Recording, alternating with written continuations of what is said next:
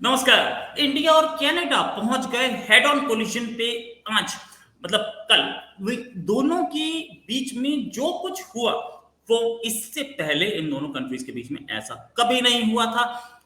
India ने अपने high commissioner को कनाडा से पुल आउट कर दिया। क्यों पुल आउट कर लिया, इस पर एक लंबी किसी किस्सा है। बहुत दिन से ये चल रहा था। 2 साल में कनाडा हमें कोई प्रूफ नहीं दे पाया कि इंडिया का क्या कोई इंडिया का हाथ था निज्जर असैसिनेशन में या नहीं।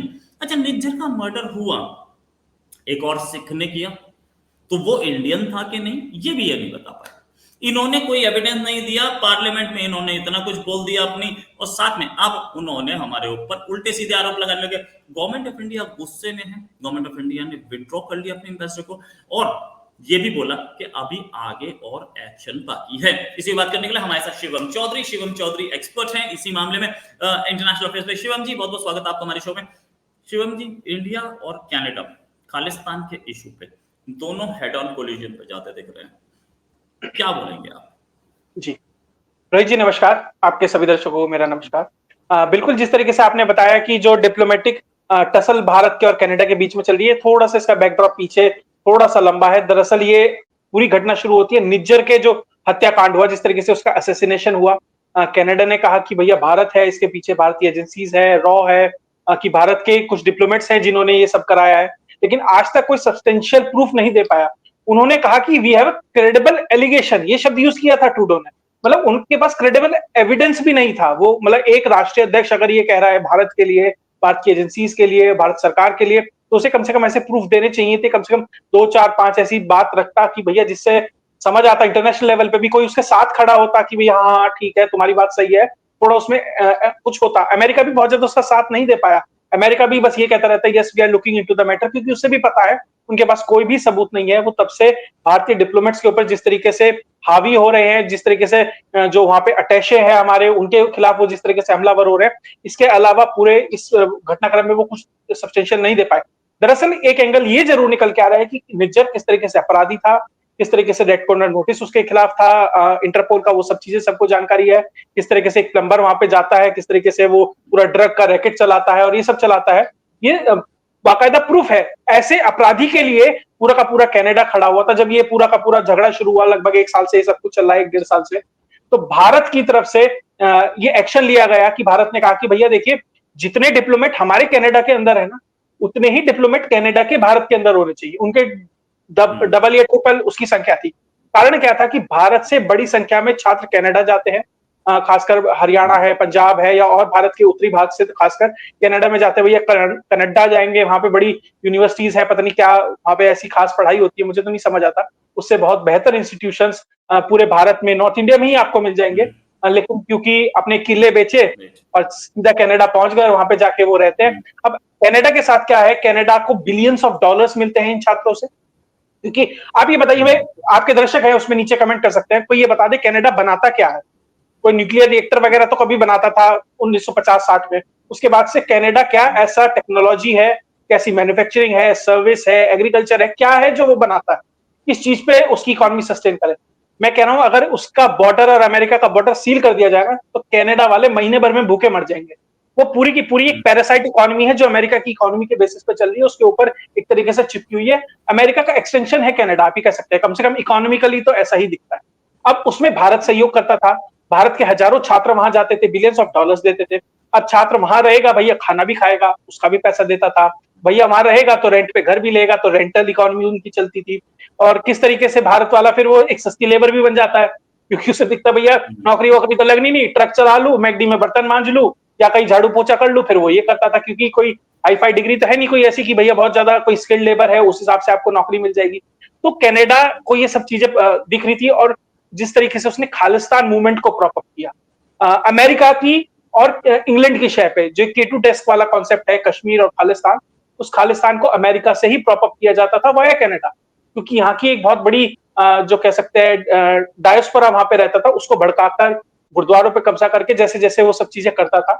तो भारत ने वो चीजों को देखा कि भैया हमारा छात्र जा रहा है, हमारा फॉरेन एक्सचेंज रिजर्व जा रहा है, हमारा छात्र वहां से कुछ खास सीख के नहीं आ रहा है, ऊपर से हमारे ऊपर खालिस्तान, हमारे जो खालिस्तानी एडवर्सरीज हैं उन्हें ये प्रॉप अप कर रहे हैं। अगर उनके ऊपर कोई एक्शन ले रहा है, कोई ले रहा है, मैं नहीं कह रहा भारत ले रहा है, कोई जो महादेव का भक्त होगा वो ले रहा है, तो जब उसने लिया तो उन्हें इसकी दिक्कत हुई, वो भारत के ऊपर इल्जाम लगाने लगे। तो भारत ने कहा कि भैया ये नहीं चलेगा कि भैया हमारे पैसे पे तुम पलो और हमारे ही दुश्मनों को तुम पालो।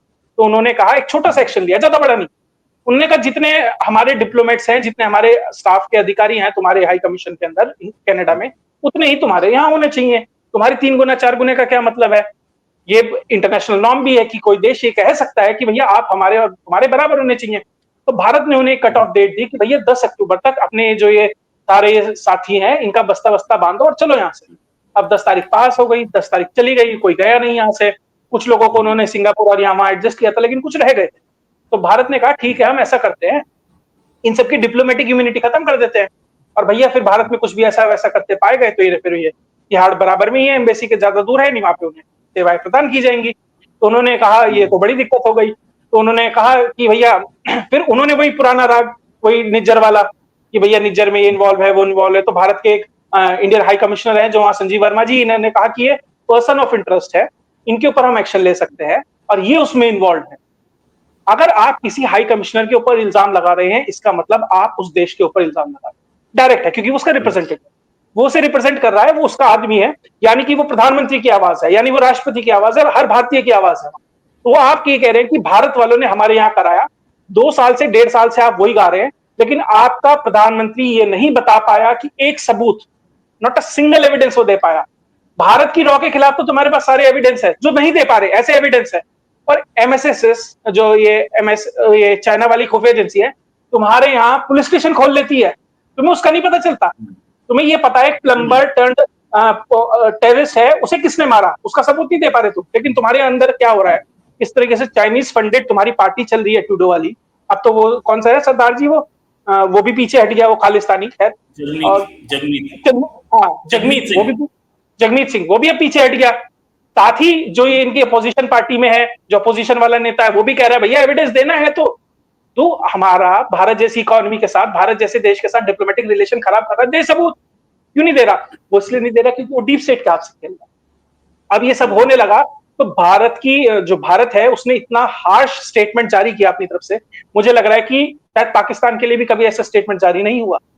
पाकिस्तान के लिए भी इतना हार्ड मुश्किल शब्द, जिसमें मतलब कह सकता हूं कि शायद डिक्शनरी लेके बैठने पड़े, इतने अच्छे अच्छे इंग्लिश के शब्द उसमें इस्तेमाल किए गए कनाडा के लिए। तो कनाडा को बड़ी मिर्ची लगी। साथ ही कनाडा का जो यहाँ पे हाई कमिश्नर है उसे समन कर लिया गया। अभी एमईए के वो अंदर था, उसे चाय कॉफी जो भी पूछा जा रहा होगा उसकी सेवा वेवा की जा रही होगी। और मुझे लग रहा है कि शायद पिछले 5-10 साल में तो एमईए के बाहर शायद इतने पत्रकार, आप भी सारा कवर करते हैं, मुझे नहीं लगता है एमईए के बाहर इतने सारे पत्रकार एक साथ अभी खड़े आपको दिखाई दिए होंगे। तो वो सब चल रहा था। तो भारत ने अब ये कर लिया है कि जो अपने वहां के डिप्लोमेट, जो हाई कमिश्नर है उसे रिकॉल कर लिया, जो संजीव वर्मा है उन्हें वापस बुला लिया गया है। अब इसके रिएक्शन में कनाडा को लगा यार ये तो बेइज्जती हो गई, हमारे यहाँ से उसने बुला लिया, इसका मतलब ये तो हमें वैल्यू नहीं दे रहा। इंडिया ये कह रहा है भैया तुम तो इस लायक भी नहीं हो कि हमारा हाई कमिश्नर वहां रहे। मतलब पाकिस्तान के बाद कनाडा दूसरा देश है जहां भारत का हाई कमिश्नर नहीं है, वो कह रहे वापस आ जा, ये देश रहने के लायक नहीं है, औकात नहीं है इनकी, हम तुम यहाँ रहो, वापस आ जाओ। तो वॉशिंगटन पोस्ट की खबर है लेटेस्ट, कनाडा ने भी इसके ऊपर प्रतिकार किया। उन्होंने भारत के 6 डिप्लोमेट्स को ये कह दिया कि आप भी भारत से कनाडा से चले जाइए। तो मुझे लग रहा है कि शायद कभी जब से डिप्लोमेटिक रिलेशंस भारत के और कनाडा के हैं, इससे बुरी स्थिति भारत के और कनाडा के रिलेशंस की, खासकर डिप्लोमेटिक रिलेशंस की कभी नहीं रही होगी। सबसे लोएस्ट पॉइंट पे हैं, बिल्कुल बॉटम साउथ में चले गए हैं। वहां से कमिश्नर बुलाया जा रहा है, संभवतः कनाडा शायद यहां से भी अपना वापस बुला ले। तो यही सब चल रहा है। दरअसल अभी दिक्कत वैंकूवर में या टोरंटो में नहीं हो रही होगी, सबसे ज्यादा दिक्कत हो रही होगी वॉशिंगटन में और लंदन में। ये तो टूल है, इसके ऑपरेटर तो वहां बैठे हुए हैं ना। वैंकूवर टूल है, उसको, उस टूल को ही हमने मोड़ दिया और कचरे के डिब्बे में फेंक दिया। तो जो इसका यूज कर रहे थे वो तो ये चाह रहे थे कि भैया प्रधानमंत्री नरेंद्र मोदी को हमने पहले प्रयास किया भैया चुनाव में हरा देंगे, वो नहीं हरा पाए। फिर हमने कहा कि भैया ये हरियाणा को घेर के यहाँ से अराजकता फैलाएंगे, किसान आंदोलन आ जाएगा, ढाका बना देंगे दिल्ली को, वो वहां फेल हो गए। तो उन्होंने कहा यार मोदी को किसी ना किसी तरीके से पकड़ना है। तब उन्होंने कहा यार सारे तो औजार बढ़िया बढ़िया फेल हो गए, जो टॉप क्लास के थे, ए ग्रेड के थे, ये डी ग्रेड का कोई औजार पड़ा है कैबिनेट में से निकाल लिया। तो उन्होंने कनाडा को निकाल के लाए। इंडिया वाले कह रहे भैया इसके लिए तो हम पहले से तैयार बैठे हुए थे, ले भैया इसका अपना मोड़ा उसे डस्टबिन में डाल दिया। अब परेशान ये है वॉशिंगटन, करे तो करे क्या? भैया जो उसके स्टूज भारत में बैठे हैं कुछ लोग, जो भी होंगे, मैं किसी का नाम नहीं ले रहा, लोग अपने आप सक्षम है समझने के लिए, वो इस्तेमाल नहीं हो पाए, क्योंकि किस तरीके से डिप्लोमेट्स भारत के अंदर घूम रहे थे, किस तरीके से डोनाल्ड लू भारत में आ रहा था, वो क्या क्या कर रहा था, सबको पता है, सब देख रहे थे। अब उन्होंने कहा कि भैया कनाडा की तरफ से एक इंटरनेशनल मैसेज ये क्रिएट किया जाए कि भैया मोदी इंटरनेशनल लेवल पे खासकर वेस्ट के लिए एक अच्छा ऑप्शन नहीं है कि इससे कई अच्छे रिलेशन बनाए जाए। ये पुतिन का साथ देता है, ये चाइना से अच्छे रिलेशन बनाने की कोशिश कर रहा है, ये कनाडा से इसके रिलेशन खराब है। तो एक इंटरनेशनल इमेज बनाओ मोदी की कि भैया he is not a credible person to be with, कि वो उसपे अच्छे रिलेशन नहीं बनाए जा सकते, उसकी इंटरनेशनल इमेज खराब की जाए। लेकिन वो ये भूल जाते हैं जब वो ऐसी चीजें करते हैं तो डोमेस्टिक लेवल पे मोदी की इमेज और अच्छी हो जाती है। साला कनाडा को पीट के आया है, मतलब अब तक तो पाकिस्तान से लड़ाई होती थी, बांग्लादेश को पीटता था, तो सीधा कनाडा को थप्पड़ मार रहा है यार, तो इंडिया में तो उसकी और वैल्यू बढ़ जाती है। तो लेकिन ये चीजें वो नहीं समझते क्योंकि वो भारत को नहीं समझते। तो पूरे के पूरे अगर पूरे आप इस घटनाक्रम को देखें, अभी मुझे लग रहा है कि इसमें थोड़ी चीजें और हो सकती है, थोड़ा एस्केलेशन और हो सकता है। अभी भारत ने अपना कमिश्नर बुलाया है, 6 डिप्लोमेट्स उनके कह दिए गए, तो निश्चित तौर पर संभावनाएं हैं कि भारत से भी जो कैनेडियन डिप्लोमेट है उनको भी शायद और कहा जाए कि भैया वापस जाइए, या तो अब 6 वहां कम हो गए तो भारत और 6 कम करेगा ना, इनका बैलेंस तो बनाना ही है ना। पहले तो ये था कि भैया बैलेंस बनाएंगे, अगर 6-7 उधर से आ गए तो 6-7 और वापस भेजे जाएंगे। तो मुझे लग रहा है ये चीजें ऐसी ही चलती रहेंगी। भारत मजबूती से जवाब देगा। ये जवाब कनाडा को नहीं दिया जा रहा, ये जवाब वॉशिंगटन को दिया जा रहा है, वॉशिंगटन के स्टेट डिपार्टमेंट को दिया जा रहा है, क्योंकि जो डिफेंस डिपार्टमेंट है, डीओडी है, वो तो भारत का साथ चाहता है, क्योंकि उसे पता है भारत ही एशिया पैसिफिक में साथ दे सकता है, भारत ही है चाइना को पीट सकता है। डीओडी समझ रहा है, लेकिन स्टेट डिपार्टमेंट नहीं समझ रहा, और ये फ्रस्ट्रेशन इसलिए भी बढ़ती जा रही है क्योंकि जो अमेरिकन इलेक्शन है ना, उसमें से थोड़ा सा जो पेंडुलम है ना, वो शिफ्ट हो रहा है। जो ट्रंप है ना, उसे एज मिल रहा है, तो कमला हैरिस प्रशासन, ये डेमोक्रेट्स और स्टेट डिपार्टमेंट ये सोच रहा है कि जाने से पहले जितने ज्यादा बीज बोए जा सके, जितनी सिचुएशन खराब की जा सके वो हम करें। तो वो शायद करने का एक लास्ट प्रयास है उनका कि भारत के साथ रिलेशन को इतना खराब कर दिया जाए कि अगर ट्रंप आता है तो 4-5 साल तो इसी काम में लग जाए कि वो रिलेशन ही ठीक करता रहे, आगे काम तो क्या। जी राइट। एक हमारी निगाहों में जो ये है, एक वीडियो अभी सामने आया है थोड़ी देर पहले ही, उस वीडियो में मैं अगर आप दिखाऊं तो ये हमारे ये खालिस्तानियों ने निकाला है। ये हमारे हाई कमिश्नर संजीव वर्मा जी हैं, जिनके जिनके ऊपर खालिस्तानी गोली चलाते दिख रहे हैं। ये कनाडा का है, ये कनाडा। इससे पता चलता है कि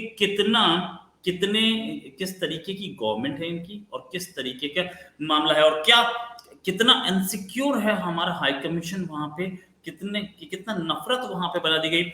ये अमेरिकन डीप स्टेट है जो बीच में घुस रहा है, उसके प्रेशर में क्या क्या चाइना को, सॉरी, क्या कनाडा को ये नहीं पता कि अगर इंडिया ने अपने स्टूडेंट्स पुल आउट कर लिए तो इकोनॉमी का भट्टा बैठ जाएगा उनकी। कनाडा के पास ऑप्शन क्या है, वो दो पार्टों के बीच में आके फंस गया है। भारत अपने स्टूडेंट बुला लेगा तो मरेगा, अगर वो भारत के साथ खड़ा रहेगा, नरमी दिखाएगा, अमेरिका की नहीं देख मानेगा, तो फंस जाएगा, क्योंकि उसकी पूरी सप्लाई चेन वहां से है, सब कुछ उसका वहां से आता है, पैसा वहां से आता है, पूरी इकोनॉमी उस पर डिपेंडेंट है, पैरासाइट इकोनॉमी है, मैंने आपको बताया। तो वो एक दो पार्टों के बीच में फंस गया है, वो यूज हो रहा है, वो एज अ टूल यूज हो रहा है, उसके पास ऑप्शंस नहीं है, वो कुछ कर भी नहीं सकता। और जो आपने वीडियो चलाई किस तरीके से भारतीय एम्बेसडर्स के ऊपर ये सब, कनाडा क्या नाम देता है, भैया फ्रीडम ऑफ एक्सप्रेशन है, हमारे यहाँ तो कुछ भी कर सकते हैं। ठीक है, देखिए मुझे लगता है कि बहुत ही गलत तरीका है किसी भी देश के राजनेता के लिए, और माफ कीजिएगा डिप्लोमेट के लिए, ये सब चीजें करना। ठीक है, कर लेने दीजिए, इसके अलावा बेचारे के पास ऑप्शन कुछ नहीं है। हाँ, लेकिन जब भारतीयों का नंबर आएगा तो भैया वो पिन्नू के बराबर वाले घर में आग लग जाती है, उसके बराबर वाला मर जाता है। इंडिया फिर डमी पे गोली नहीं चला रहा इंडिया वाले, इंडिया के फिर दुश्मन डायरेक्ट होके जा रहे हैं, फिर उससे उससे दिक्कत होती है। तो पन्नू को समझना चाहिए भैया, ये वीडियो बनाना छोड़ दे, ये सीआईए का एजेंट है। 2014-15 में बता दिया गया था डोवाल साहब के द्वारा अमेरिकन एम्बेसी को, एनएसए को, भैया ये तुम्हारा स्टूज है, हमें पता है, संभाल लो थोड़ा, हम तुम्हारी वजह से छोड़ा हुआ है, वरना तक भैया पड़ोस वाले घर में आग लग सकती है, इसके घर में नहीं आग लग सकती। वो सब चीजें हो सकती है। इसके अलावा ऑप्शंस नहीं है कनाडा के पास। ठीक है, वो थोड़ा बहुत वीडियो बना के, भैया उनके पास सिर्फ एक हथियार है, वीडियो एडिटर बनाया, भारत के खिलाफ हमारा जवाब, वीडियो एडिट बना के भेजिए 10 मिनट की, बहुत बढ़िया वाली। ठीक है, बनाते रहो, क्या फर्क पड़ेगा। जो ग्राउंड पे सिचुएशन है, जो ग्राउंड पे भारत कर सकता है, वो मैटर करता है। अब तो वही कहने भी लगा, अभी मैं एक न्यूज रिपोर्ट पढ़ रहा था कि भैया कैनेडियन इलेक्शन में इंफ्लुएंस करने के लिए भारत पैसे लगा रहा है, भारत कैनेडियन इलेक्शंस को इन्फ्लुएंस कर रहा है, कनाडा में यहां तक ये चर्चा चलने लगी है। तो तुम वीडियो बनाते रहो, भारत को जो करना होगा पीछे से करता रहेगा। तो एक वो मूवी थी ना उसकी अक्षय कुमार की, उसमें वो कहता है कि ड्रॉ कैसे काम करती है, वो कहता है पीछे से आती है और पीछे से चली जाती है, वो वाली सिचुएशन है। तो वैसा ही कुछ भारत करेगा तो भैया फिर रो ना मत, फिर तुम अब बस अपनी वीडियो देखते रहना बैठ के। मुझे लग रहा है कि ट्रूडो की स्थिति खराब है, जिस तरीके से इन्फ्लेशन कनाडा में हो रही है, जिस तरीके से अनएम्प्लॉयमेंट कनाडा के अंदर हो रहा है, जिस तरीके से यूक्रेन वाले मुद्दे पे भैया कैनेडियन भूखे मर रहे हैं। भूखे ही मान लीजिए, इन्फ्लेशन इतनी हाई है, डबल डिजिट में अगर इन्फ्लेशन किसी ऐसी फर्स्ट वर्ल्ड कंट्री में चली जाए, भैया कोई थर्ड वर्ल्ड कंट्री है, मिडिल इनकम कंट्री है, तो बात अलग है। आप अगर आपकी ग्रोथ रेट 1%, 1.5%, आधा परसेंट हो और आपकी इन्फ्लेशन डबल डिजिट में, तो आपकी स्थिति क्या होगी? रेंटल्स इतने हाई हो गई हैं, जॉब वहां पर नहीं है, तो किस तरीके से, और सारा पैसा जो थोड़ा बहुत आपके पास है वो जाके आप फिर उठा के यूक्रेन में दे देते हैं, और जो कुछ बचा कुचा है अपनी सोसाइटी को ये वोक एलजीबीटीक्यू और इसके नाम पे खत्म कर देते हैं। अभी मैं आपके शो पे आने से पहले ही वो कहीं ट्रूडो बैठा हुआ तो उसके मोजे देख रहा था, वो एलजीबीटीक्यू को समर्थन करने के लिए मोजे पहनता है, मतलब उसका सिर्फ एक विजन रह गया, एलजीबीटीक्यू को सपोर्ट करना, उसके मोजे प्रदर्शन करना, उसके अलावा उसके पास देश में कुछ बचा नहीं है। तो पूरे के पूरे कैनेडियन पॉलिटिक्स के अंदर दरअसल उसकी भी मजबूरी है, वो ये दिखाना चाह रहा है कि मैं एक एडवर्सरी के सामने अगेंस्ट खड़ा हूं, कैनेडियन एडवर्सरी के, और डोमेस्टिक पब्लिक को भी वो खुश करना चाहता है। लेकिन डोमेस्टिक पब्लिक को अब वो समझ रही है कि इसमें कोई बहुत ज्यादा सब्सटेंस नहीं है, तो इससे कोई फायदा नहीं है। इंडिया की कोई दुश्मनी नहीं है, इंडिया ने कोई बम नहीं मारा, कोई हमारा टेरिटरी को कोई जाके इन्वेड नहीं किया, कुछ ऐसा नहीं किया, फालतू का झगड़ा है जो किसी तीसरे देश का ये अपने सिर पे लेके बैठा है, पब्लिक भी समझेगी। तो मुझे लग रहा है कि बहुत ज्यादा ट्रूडो को कुछ खास होने नहीं वाला, इलेक्शंस में बहुत कुछ इसका फर्क पड़ेगा, खासकर ये जगमीत जब से हटा है, तो उससे जो वोट बैंक की जो पॉलिटिक्स है उस पर भी फर्क पड़ा है। और इंडिया ने जो अपना प्रेशर रिलीज जारी किया है ना, उसमें वोट बैंक पॉलिटिक्स का भी जिक्र किया कि भैया ये ट्रूडो है ना, वोट बैंक पॉलिटिक्स की वजह से सब।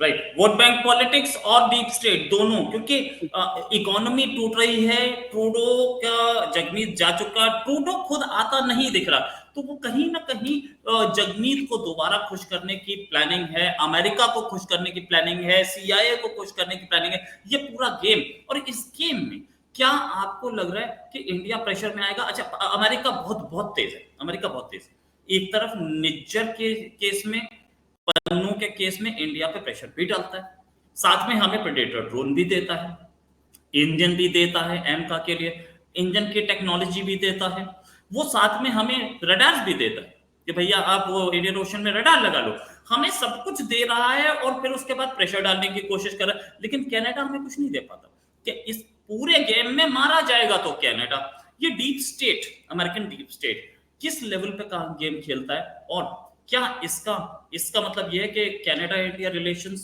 ओवर, या नेक्स्ट गवर्नमेंट आने के बाद थोड़े बेटर हो सकते हैं? आपने सब बताया कि भैया डीप स्टेट में फंसा हुआ है, अपनी डोमेस्टिक में फंसा हुआ है, वो एक जगह और फंस गया था, उसका प्लेन जब इंडिया में फंस गया था, उसमें कहा जा रहा है कुछ खास तरह का पदार्थ पाया गया था, वो तब वहां भी फंस गया था। तो बेचारे की किस्मत ऐसी है, वो जेठालाल सीरियल आता था ना, उसमें वो जेठालाल तारक मेहता में वो हर सिचुएशन में फंस ही जाता है, तो जेठालाल वाली सिचुएशन में वो हर जगह फंस रहा है। अब आपने बात कही कि अमेरिका की, भैया अमेरिका के हाथों में, मैं ये नहीं कह रहा कि कनाडा के साथ रिलेशन खराब हो गए, खत्म हो गए हैं, खत्म किसी के साथ नहीं, खत्म तो हमारे पाकिस्तान के साथ भी नहीं हुए, 3-3, 4-4 युद्ध हम लड़ चुके हैं।